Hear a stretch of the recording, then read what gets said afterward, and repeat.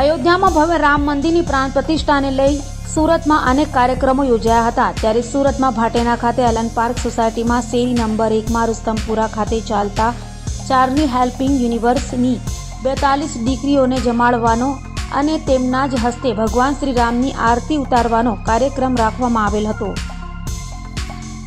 સુરતીઓ 22મી જાન્યુઆરીના રોજ રામમય બની ગયા હતા। સમગ્ર સુરત શહેરમાં દિવાળી જેવો માહોલ જોવા મળ્યો હતો। તો શેરીઓમાં સવારથી વિવિધ કાર્યક્રમો સહિતના આયોજનો કરાયા હતા।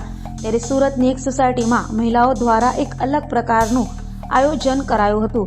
જેના વિશે વધુ વાત કરીએ તો ભાટેના ખાતે આવેલ એલન પાર્ક સોસાયટીમાં શેરી નંબર 1માં રુસ્તમપુરા ખાતે ચાલતા ચાર્લી હેલ્પિંગ યુનિવર્સની 42 દીકરીઓને જમાડવામાં આવ્યા હતા અને તેમના જ હસ્તે ભગવાન શ્રી રામની આરતી ઉતારવાનો તેમજ સોસાયટીમાં રાસ ગરબા સહિતનું આયોજન કરાયું હતું। તો આ અંગે સોસાયટીના બહેનો સાથે અમારી ચેનલના માધ્યમથી શું માહિતી આપી તેના વિશે વાત કરીએ।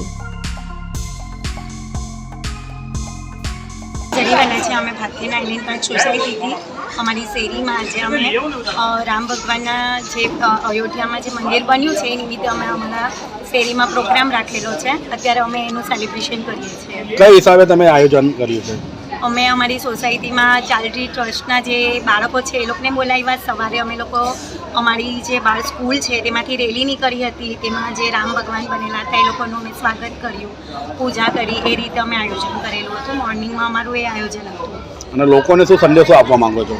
અમે લોકોને એ સંદેશો આપવા માંગીએ છીએ કે અત્યારે આપણા જે અયોધ્યામાં મંદિર બન્યું છે આટલા વર્ષો પછી, તો આપણે એવરી યર હવે એ દિવસે બધાએ સેલિબ્રેશન કરવું જોઈએ, પછી આ દીવા કરવા પ્રગટાવવા જોઈએ, દિવાળી જેવો માહોલ ઊભો કરવો જોઈએ। રાકેશ રાણા છે, હું ભાટેનાથી છું। અમે અમારી સોસાયટીમાં ચાર્લી ટ્રસ્ટની છોકરીઓને બોલાવી છે।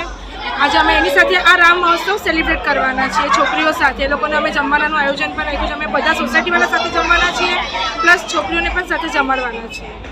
અને તે ઉપરાંત અમારા સોસાયટીમાં શું આયોજન કરવામાં આવ્યું છે? સોસાયટીમાં અમે છોકરીઓ જાય પછી અમે પોતે ગેમ રમવાના છે, છોકરાઓનું મનોરંજન કરવાના છીએ।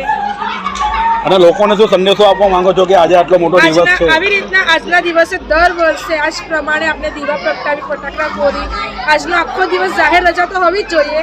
આપણે બધાએ દિવાળીની જેમ ઉજવવો જોઈએ।